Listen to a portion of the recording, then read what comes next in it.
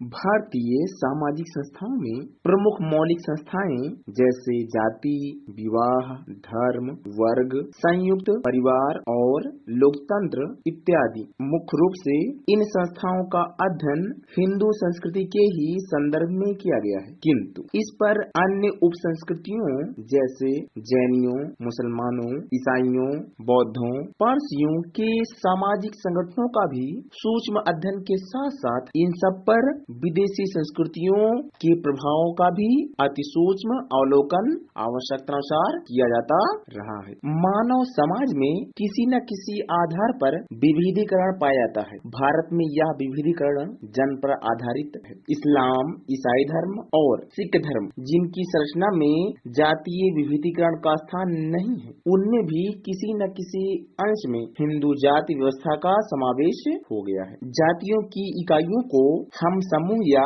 व्यवस्था के रूप में समझ सकते हैं। कुछ भी हो, भारतीय सामाजिक संस्थाओं में जाति व्यवस्था एक अत्यंत प्राचीन एवं सर्वाधिक महत्वपूर्ण संस्था है। हेलो फ्रेंड्स, आज हम बात करने जा रहे हैं समाजशास्त्र में जाति व्यवस्था की। वीडियो में आगे बढ़ने से पहले यदि आप हमारे चैनल से अभी जुड़े हैं तो चैनल को सब्सक्राइब करना ना भूलें और यदि आपको वीडियो पसंद आती है तो लाइक अवश्य करें। अब हम आते हैं अपने वीडियो की ओर। सबसे पहले हम जाति व्यवस्था के अर्थ के विषय में बात कर लेते हैं। अंग्रेजी भाषा में जाति के लिए कास्ट शब्द का प्रयोग किया जाता है। इस शब्द का सर्वप्रथम प्रयोग 1563 ईस्वी में गार्सिया दी ओटा ने किया था। कुछ लोग इसे 1665 ईस्वी में मानते हैं। इसके बाद फ्रांसीसी विद्वान अब्बे डुबायस ने इस शब्द का प्रयोग यूरोप में किसी प्रजाति, कबीले और वर्ग को व्यक्त करने के लिए किया। कुछ विद्वानों का मानना है कि कास्ट शब्द की उत्पत्ति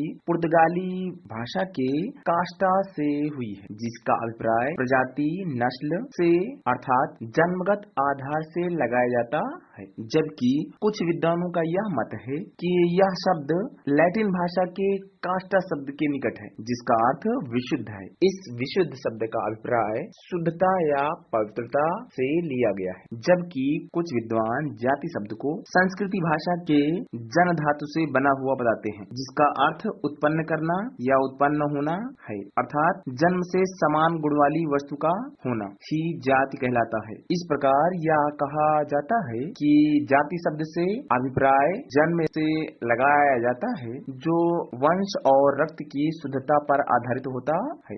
जाति को यदि हम शाब्दिक दृष्टि से समझें तो जाति को अंतर्विवाही वंश समूह बताया गया है, अर्थात जहाँ पर एक वंश समूह का विवाह उसी वंश समूह में होता है। यदि हम जाति को पारिभाषिक ढंग से समझें तो जाति को एक इकाई एवं व्यवस्था की दृष्टि से भी देखा जा सकता है। इसे सांस्कृतिक और संरचनात्मक घटनाओं की दृष्टि से भी दिखाया जाता है। इकाई के रूप में जाति को हम परिभाषित कर सकते हैं। मजूमदार और मदान के अनुसार जाति एक बंद वर्ग है। इस प्रकार मजूमदार और मदान ने जाति को एक बंधा हुआ वर्ग बताया, जिसके अनुसार व्यक्ति अपनी जात को स्वेच्छा से बदल नहीं सकता है, जैसा कि वर्ग में देखा जाता है। जाति की परिभाषा देते हुए हॉवेल ने बताया कि अंतर्विवाह और जन्मगत प्रदत्त स्थिति के माध्यम से सामाजिक वर्गों का जम जाना ही जाति है। इस प्रकार हॉवेल ने बताया कि सामाजिक वर्गों का जम जाना या स्थायी रूप से होना अंतर्विवाह और जन्मगत परिस्थिति के माध्यम से ही होता है। अंतर्विवाह अर्थात अपने समूह में विवाह करना और जन्मगत प्रदत्त परिस्थिति अर्थात जन्म से पाई गई परिस्थिति या स्थिति के ही माध्यम से होता है, जिसे हॉवेल ने जाति की संज्ञा दी है। कूली के अनुसार जब एक वर्ग पूर्णतः वंशानुक्रम पर आधारित होता है तब उसे हम जाति कह सकते हैं। कूले ने इस परिभाषा में जाति को वंशानुक्रम की विशेषता माना है। जाति व्यवस्था की विशेषताओं की बात करें तो पहली विशेषता जाति जन्म पर आधारित होती है। जाति की यह प्रमुख विशेषता रही है कि इसका आधार जन्मगत होता है, जो कि किसी व्यक्ति के जन्म के साथ ही प्रारंभ होता है और एक व्यक्ति जिस जाति में जन्म लेता है वह व्यक्ति उसी का सदस्य बन जाता है। दूसरी विशेषता जाति का अपना परंपरागत व्यवसाय होता है। प्रत्येक जातियों में एक परंपरागत व्यवसाय होता है, जिसका सबसे अच्छा उदाहरण जजमानी व्यवस्था रही है। तीसरी विशेषता जाति अस्थायी होती है। जाति व्यवस्था के अंतर्गत प्रत्येक व्यक्ति की जाति हमेशा के लिए अस्थायी होती है। इसे कोई छुड़ा नहीं सकता है और न ही इसे कोई बदल सकता है। चौथी विशेषता, जातियों में ऊंच नीच की भावना पाई जाती है। हालांकि अब वर्तमान भारतीय ग्रामीण समाज में जाति के परंपरागत संस्करण के आधारों में परिवर्तन आया है, लेकिन फिर भी जातियों ने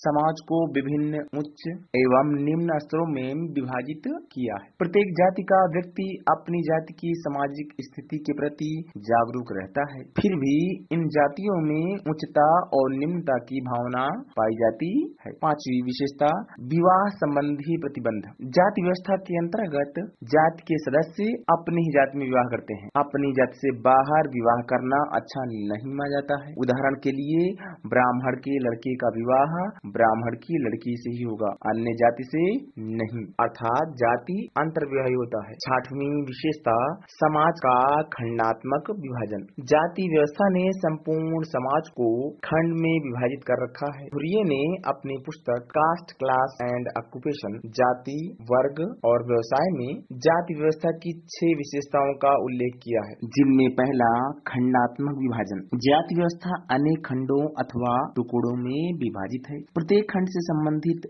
लोगों की सामाजिक परिस्थिति और भूमिकाएं अलग अलग होती हैं। प्रत्येक खंड के व्यक्ति के लिए यह जरूरी है कि वह अपने लिए निर्धारित व्यवहार के नियमों का पालन करे। इन सभी खंडों के नैतिक नियम, सामाजिक दायित्व और न्याय के मानक से अलग दिखाई देते हैं। दूसरा, सामाजिक संस्करण। जाति व्यवस्था जिन विभिन्न खंडों व टुकड़ों में बटी होती है, उन सभी की सामाजिक परिस्थिति दूसरे की तुलना में ऊंची अथवा नीची होती है। इस संस्करण में ब्राह्मण जातियों की स्थिति सर्वोच्च है, जबकि क्षत्रिय, वैश्य और शूद्र जातियों की स्थिति क्रमशः दूसरे, तीसरे और चौथे स्थान पर है। पवित्रता और अपवित्रता संबंधी विश्वास ऊंच नीच के इस क्रम के आधार हैं। तीसरा, भोजन तथा सामाजिक संपर्क पर प्रतिबंध। विभिन्न जातियों को एक दूसरे से अलग रखने के लिए इस व्यवस्था में खान पान और सामाजिक संपर्क से संबंधित अनेक प्रतिबंध लागू किए गए हैं। खान पान के दृष्टिकोण से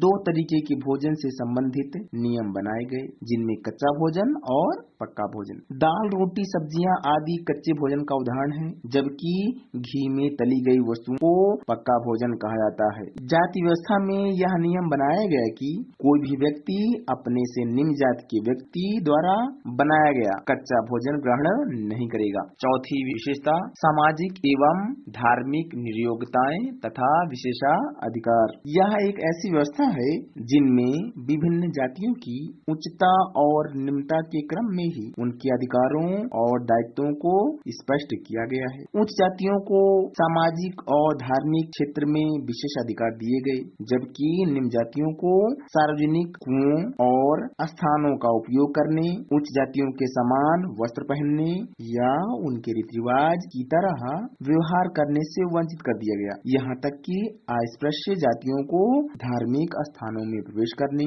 कर्मकांडों को पूरा करने, शिक्षा प्राप्त करने अथवा स्वयं उच्च जातियों के संपर्क में आने पर भी प्रतिबंध लगा दिया गया। पांचवी विशेषता, व्यवसाय संबंधी प्रतिबंध। प्रत्येक जाति का वंशानुगत व्यवसाय होता है। किसी भी जाति के व्यक्ति को अपने लिए निर्धारित व्यवसाय में परिवर्तन की अनुमति नहीं होती है। दूसरी जातियों के लोग भी किसी बाहरी जाति के व्यक्ति को अपने व्यवसाय में आने से रोकते हैं। व्यवसायों का संबंध भी पवित्रता और अपवित्रता की धारणा से है। छठवां, विवाह संबंधी प्रतिबंध। जाति व्यवस्था अंतर्विवाह के नियम पर आधारित है। किसी भी व्यक्ति को अपनी जाति या उपजाति के बाहर विवाह करने की अनुमति नहीं दी जाती। इस प्रकार घुरिये के अनुसार विवाह संबंधी नियम का उल्लंघन करना एक गंभीर सामाजिक अपराध है, जिसके लिए जाति पंचायत द्वारा व्यक्ति को कठोर दंड दिया जाता है। इसके अलावा उनका मानना है कि इस प्रकार के नियम से भी उपजातियों की संख्या में वृद्धि हुई है।